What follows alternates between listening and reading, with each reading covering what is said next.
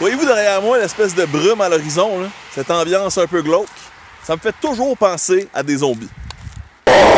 Oui, aujourd'hui, on va parler d'apocalypse, d'humains qui se comparent toujours aux autres et du stress de ta belle-mère. Mais avant, je veux parler de Walkers et de la série The Walking Dead. Oui, le début de cette vidéo est une présentation du concours The Ultimate Walking Dead en l'honneur de la 9e saison qui commence là, le 10 février. Incroyable quand même, le temps passe vite, hein? Le iPad était inventé la même année que The Walking Dead commençait. Incroyable. Vous pourriez gagner un voyage pour 2 personnes pour aller à Los Angeles quand même. Moi, je suis un peu jaloux si vous gagnez. Oui, pour le retour de la saison 9 le 10 février, un concours exclusif et offrant la chance à un fan canadien de gagner l'expérience ultime, un voyage à LA fin mars, mesdames et messieurs. Tu reviens au Québec, puis c'est le printemps, le rêve est vivant. Tu peux gagner 2 billets aller-retour pour Los Angeles, incluant un hébergement dans un hôtel 4 étoiles. Pour vrai, moi, même si c'est un hôtel 2 étoiles, je trouverais ça nice pareil. J'irais quand même. Même une étoile, ouais, je pense que j'irais aussi. Tu passeras une journée à Universal Studios Hollywood, où d'après moi, tu vas avoir beaucoup de plaisir. Et tu pourras assister à l'enregistrement de The Talking Dead avec nul autre que Chris Hardwick, mesdames et messieurs. Et pour tous les fans de The Walking Dead, c'est clairement un prix en or. Alors pour participer, vous n'avez qu'à aller sur le site que je vais mettre dans la description en bas, theultimatewalkingdead.com. Ça veut dire l'ultimewalkingdead.com. Tu peux même avoir le site en français. Extraordinaire.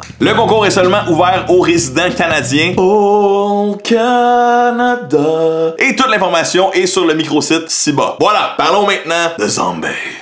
Probablement dans la culture populaire, c'est partout. Hein. Je parle même pas juste des émissions de télévision sur les zombies ou des films, des bandes dessinées sur les zombies, mais aussi dans la musique. Bien sûr, il y a la fameuse chanson des Cranberries.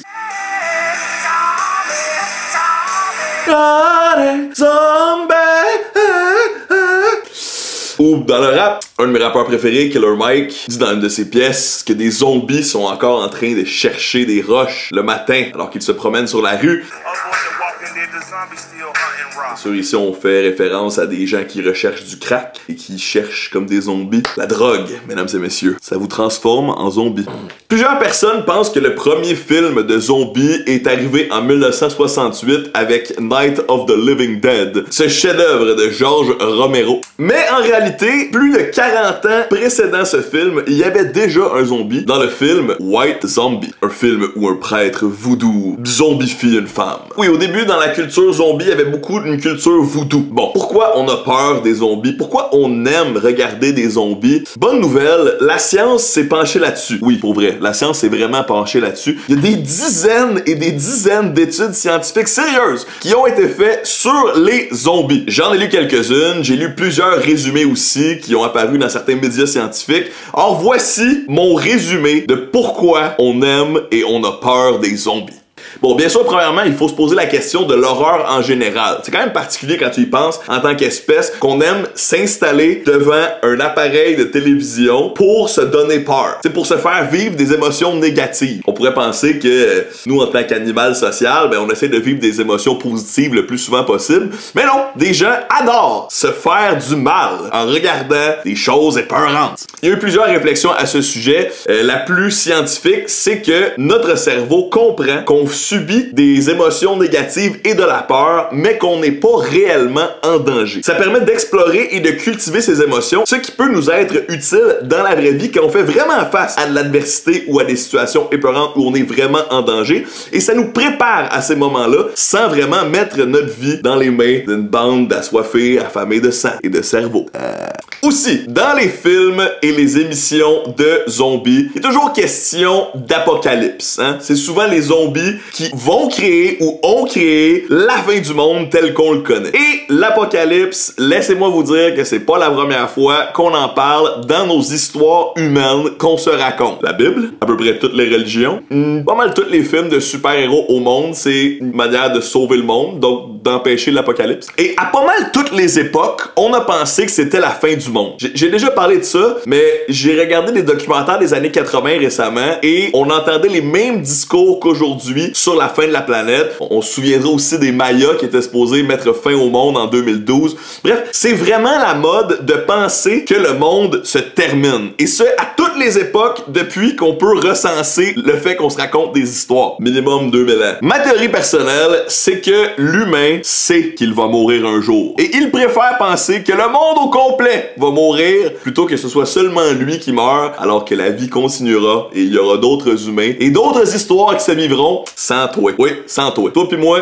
on survivra pas au monde, mais le monde va survivre à nous. Bref, dans les films de zombies, l'apocalypse est toujours présent et c'est un concept profondément humain qu'on aime voir en action et on aime se poser des questions là-dessus. Selon moi, l'apocalypse, c'est pas de notre génération. On va faire ce qu'on peut pour protéger la planète, on va faire ce qu'on peut pour être les meilleurs humains possibles. Je pense pas que le monde va finir pendant qu'on est ici. Hey, peut-être que j'ai tort, peut-être qu'il y a un astéroïde qui va rentrer direct dans notre face. Mais si c'est le cas, on aura au moins fait ce qu'on peut faire pour vivre la meilleure vie possible en s'entraidant les uns les autres. Le rêve. Qu'est-ce qu'on aime aussi dans les histoires de zombies? Souvent, c'est pas vraiment les zombies. C'est de voir comment on réagit face à la menace des zombies. Ouais, dans la plupart des histoires de zombies, c'est le cas pour les walkers dans Walking Dead. Ce qui est intéressant, c'est de voir comment les gens qui ne sont pas des zombies vont réussir à collaborer ensemble et vont réussir à gagner et à survivre grâce à leur empathie et leur communauté. Ouais, on aime ça les humains, se faire rappeler que des fois, ça vaut la peine de se serrer les coudes et de s'entraider. Puis quand on voit un groupe de gens qui réussit à s'entraider et qui réussit à battre l'adversité et les zombies, ben ça nous emplit d'espoir. Ce qui m'amène au prochain point. Habituellement, les histoires de zombies, ça finit bien pour au moins un groupe de personnes. Et c'est pas mal le cas de toute la fiction mainstream. C'est très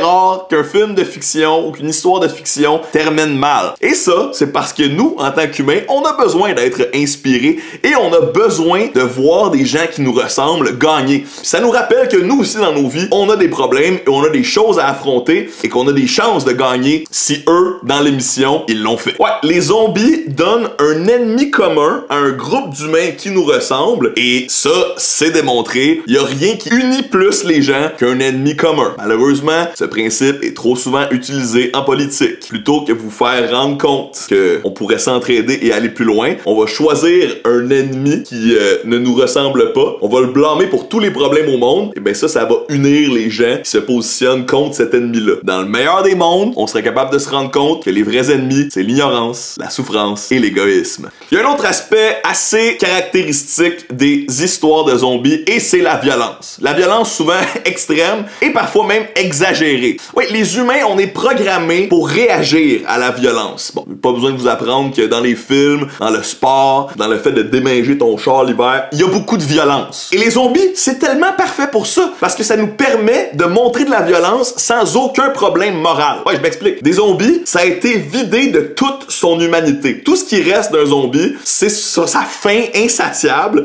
et son intensité et son envie de consommer quelque chose. Ça nous ramène donc à nos instincts animaux. Un zombie, là, ça ne peut pas être gentil. Ça n'a pas vraiment de famille, ça n'a pas vraiment d'enfants.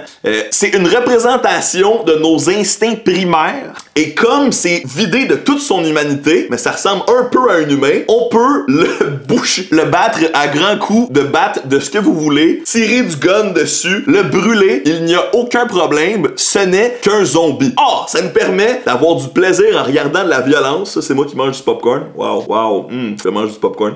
Ça nous permet d'avoir du plaisir en regardant de la violence qui est complètement justifiée parce que la personne qui subit la violence n'est même pas une personne, c'est un zombie. Ça décomplexifie le problème de la violence. Parce que, tu sais, sinon on aime ça la violence, mais on n'aime pas ça non plus quand c'est des gens qui méritent pas la violence, qui la subissent. Hey, ce qui nous ramène à ce qui est le plus important. Oui, c'est-à-dire vivre. Tu sais, dans les films de zombies, là, y a pas vraiment de gens qui chialent sur Twitter, y a pas vraiment de beau-frère qui est arrivé en retard à la réunion de famille, ce qui a mis genre ta belle-mère en tabarnouche. Y a pas vraiment de boss, de pression sociale, de mode. Bref, toutes les choses un peu superficielles et parfois superflues de notre société disparaissent des films de zombies parce que les protagonistes sont obligés de se confronter à ce qui est vraiment important, c'est-à-dire survivre, manger, boire de l'eau, s'entraider et parfois faire des bébés. Ou essayer de faire des bébés, you know. Oui, les films de zombies nous ramènent à ce qui est important pour un humain. Et là, ce qui est dans le cerveau reptilien, là, le premier cerveau que tous les animaux ont, c'est-à-dire manger, boire, être en sécurité et se reproduire. Ou essayer de se reproduire. Ou faire semblant de se reproduire. Bref, vous comprenez ce que je veux dire, là? Ouais, dans nos sociétés hyper complexes, qui sont quand même extrêmement utiles pour un humain, tu sais, moi je trouve ça vraiment nice d'avoir l'internet pour vous passer mon message aujourd'hui. Mais ça fait du bien aussi de se rappeler que on est des animaux. You and me, baby are nothing but mammals, so let's do it. Vous comprenez la vibe? Et qu'il y a des choses simples mais importantes dans nos vies qu'il ne faut pas négliger. Oui, pour ça, les films de zombies sont clairement un peu bouddhistes. Une autre des raisons pour lesquelles on aime les films de zombies, c'est que les humains, on aime beaucoup se comparer aux autres. C'est pas toujours la chose la plus saine à faire d'ailleurs. On devrait se laisser inspirer par les réussites des autres et ne pas rire de ceux qui échouent parce que ça pourrait aussi être nous. Mais les films de zombies nous permettent de nous comparer à des protagonistes qui sont dans une situation de danger et qui n'a jamais dit en regardant un film d'horreur, ben non, qu'est-ce que tu fais? Je peux pas croire que tu rentres dans cette pièce-là. Ben non, tu viens de te séparer de tes amis. C'est sûr que j'aurais fait mieux. C'est sûr que j'aurais fait mieux. Oui, on aime les films de zombies parce que c'est un test à savoir si nous, on réagirait mieux que le protagoniste et on aime ça, se sentir un peu supérieur en disant, ben non, clairement, j'aurais survécu à ça. Voyons donc. Ah, et oui, on est de même, nous autres. On se compare, on a besoin d'espoir, on a besoin de se faire rassurer, on aime beaucoup penser à l'apocalypse et on aime se mettre dans des situations de danger pour apprendre sur le danger sans réellement être vraiment en danger. Hey, laissez-moi savoir dans les commentaires vos théories et vos analyses sur pourquoi on aime les films de zombies. Vous, avez-vous peur des zombies? Êtes-vous des fans de zombies ou des fans de walkers? Êtes-vous fan de la série The Walking Dead? Sachez que je lis tous les commentaires et que je réponds à la plupart d'entre eux, souvent. Donnez des pouces et merci énormément à The Walking Dead, partenaire de cette vidéo. D'ailleurs, j'aimerais ça que ça soit parmi mes abonnés, les personnes qui vont gagner le voyage à Los Angeles. Donc n'hésitez pas à vous inscrire dans le micro-site ci-bas. Et si jamais vous gagnez, vous savez pas qui pourrait vous accompagner, peut-être je suis disponible, on sait pas. Tu sais, on pourrait faire un petit vlog ensemble. On jase là, sans blague. Bonne chance à ceux qui participeront au concours et n'oubliez pas. Ouais, ça c'était mon zombie. On va se laisser là-dessus. Paix!